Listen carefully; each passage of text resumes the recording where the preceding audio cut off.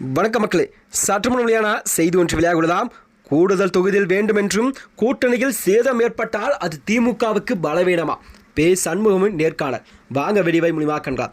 அதாவது மார்க்சிஸ்ட் கம்யூனிஸ்டின் கட்சியின் மாநில தலைவராக பொறுப்பேற்றுள்ள பின்தான் முதல் சட்டப்பேரவைத் தேர்தலை எதிர்கொள்ள தயாரை கொண்டிருக்கும் பே. சண்முகம் அவர்கள் அரசியல் கள நிகழ்வுகளும் திமுகவுடனான கூட்டணி குறித்தும் தேர்தலுக்கான தொகுதி பங்கீடு உள்ளிட்ட எல்லாம் இந்த தமிழிசைக்கு அவர் அளித்த பேட்டி ஒன்று கூறியுள்ளாராம். அதாவது அவர் கூறியது என்னவென்றால், திமுக அல்லது அதிமுகவுடன் மாறி மாறி கூட்டணி வைக்கும் கட்சி என்ற எதிர்மறையான கருத்துக்களை பரவியிருப்பதால் மார்க்சிஸ்ட் கட்சியை தமிழகத்தில் ஒரு பலமான கட்சியாக வளர்த்தெடுப்பதுதான் முக்கியமான சவால் என்று அவர் கூறியிருக்கிறாராம். பல முறை கண்டிப்பாக முறையேற்றிருக்கிறேன். குறிப்பாக அரசு ஊழியர்கள், ஆசிரியர்கள் முக்கிய கோரிக்கை பழைய ஓய்வு திட்டத்தை அமல்படுத்த குறித்த தேர்தலுக்கு முன்பாகவே ஒரு முடிவுக்கு வர வேண்டும். கண்டிப்பாக தமிழகத்தில் அதுதான் 2026 தேர்தலில் இந்த கூட்டணி கண்டிப்பாக வெற்றியை உறுதி செய்யும் நிலைப்பாட்டில்தான் அவரது பேச்சுக்கள் இருந்ததா.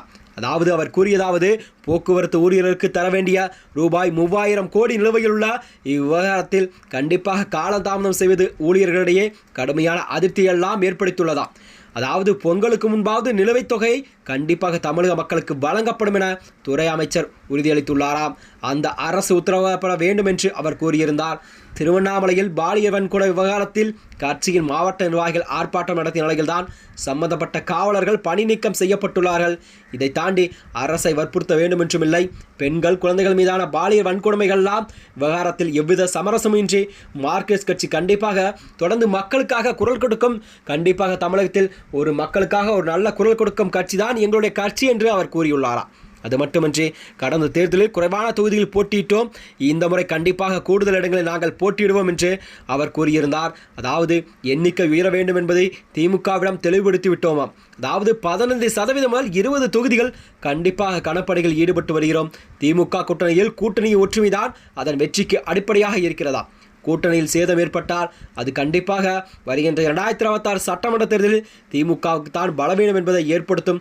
எங்களுடைய திமுகவுக்கு அது நன்றாகவே தெரியும். இதனால் தான் அதற்கு ஒரு பாதகம் ஏற்படும் வகையில் திமுக நடந்து கொள்ள வாய்ப்பில்லை என்று மார்க்சிஸ்ட் மாநில தலைவர் கன்வீனர் அவர்கள் சண்முகம் அவர்கள் தெரிவித்திருந்தாராம். அதாவது அவர் கூறியதாவது, பாஜக ஆட்சி அதிகாரத்துக்கு வரக்கூடாது என்பதற்காக அரசியல் ரீதிமத்தின் அடிப்படையில் தான் திமுக கூட்டணியில் நாங்கள் தொடர்ந்து செயல்பட்டு வருகிறோம். அதற்கேற்பாளதான் அதிமுக பாஜக கூட்டணியை தோற்கடிப்பதுதான் பிரதான நோக்கம். இது வேறு வழியில்லாமல் அல்ல என்று அவர் கூறியிருந்தாராம்.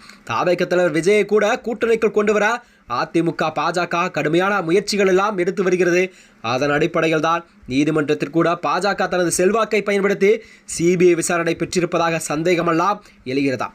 அதற்கேற்றாற்போல் அதிமுக கூட்டத்தில் தாவேக கொடிகள் எல்லாம் பறக்கிறதாம். இதன் மூலம் அதிமுக தாவேக கூட்டணி ஏற்படும் தோற்றத்தை தான் வெளிப்படுத்தும் வகையாக இதை பார்க்கிறேன் என்று அவர் கூறியிருந்தாராம். அது மட்டுமன்றி அவர் கூறியதாவது, வருகின்ற 2026 சட்டமன்ற தேர்தலில் கண்டிப்பாக நாங்கள் திமுகவுடன் கூட்டணியில் தான் இருக்கிறோம். நாங்கள் திமுகவிடம் அதிக தொகுதியில் கேட்க அதிக வாய்ப்பு இருப்பதாகவும் அவர் கூறப்பட்டு வருகிறார்.